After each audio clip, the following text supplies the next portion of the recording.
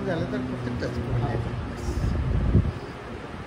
तर मित्र, आता तुम्ही जे काम करता आहात किंवा जे करायसाठी आले आहेत, काही लोक परीक्षा पास झाले किंवा काही लोक परीक्षा पास होणार आहेत, हे काम जे आहे ते तुम्हाला कसं करायचंय, काय करायचे, किती प्रकारे चांगल्या प्रकारे कसं करायचं हे मी तुम्हाला सांगितलं आहे. हे मी तुम्हाला माझं परिचय करते, माझी बड्या मागण्यासाठी नाही, तर समोरचं जी व्यक्ती आपल्याला शिकवायला आली त्याला ते येतं की नाही.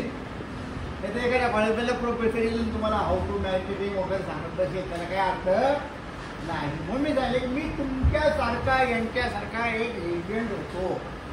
त्यानंतर मी डेव्हलपमेंट ऑफिसर झालो. डेव्हलपमेंट ऑफिसर मी 14 साली रिटायर झालो.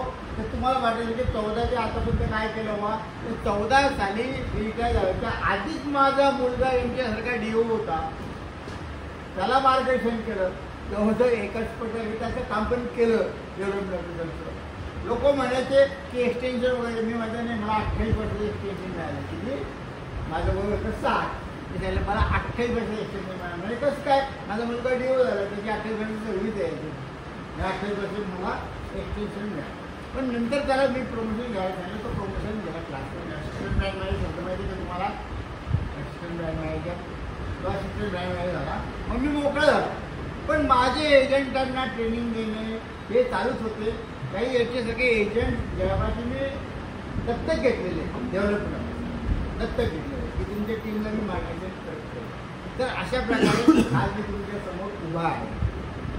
आता तुम्हाला मी काय सांगतो की आपण जेव्हा एजन्सी घेतो तेव्हा आपल्याला काय करायचं असतं हे सांगतो. पुष्कळ लोक म्हणणार की ते मार्केटिंग काही करणे वा मार्केटिंग मला जमणार नाही. पण मार्केटिंग मला जमणार नाही असं म्हणणारी जी व्यक्ती असते त्या व्यक्तीला मी एकच सांगेल की हे मार्केटिंग प्रत्येकाने केलेलं आहे. प्रत्येकाने केलं. मार्केटिंग म्हणजे काय? आपल्या मनातलं समोरच्या व्यक्तीला करायला लावणे. मला वस्तू विकायची आहे, त्याला वस्तू विकत घ्यायला लावणे. मला एखादी परवानगी पाहिजे, त्याला परवानगी घ्यायची पाहिजे. बरोबर आहे.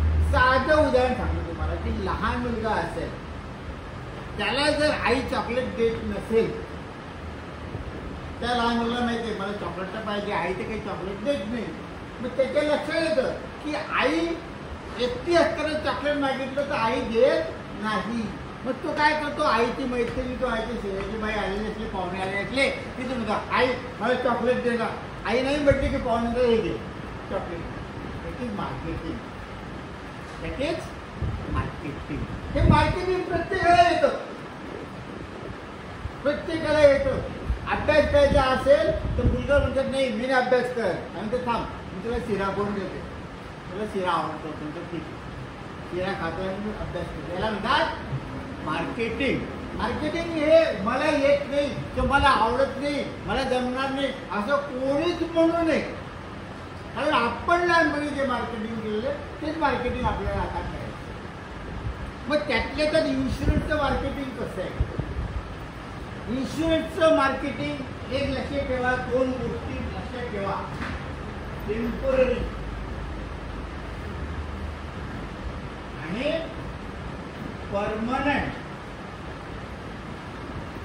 आता मार्केटिंग मध्ये 2 प्रकार असतात, टेम्पररी आणि परमनंट.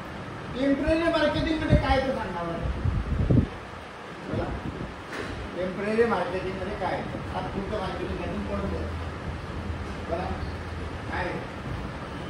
टेम्पररी मार्केटिंग मध्ये फेरीवाले येतात, बरोबर आहे. जे चादरी बेडशीट वगैरे घेऊन येतात, काहीतरी छोटे घेऊन येतात, एकदा विकले की आयुष्यात दिसत.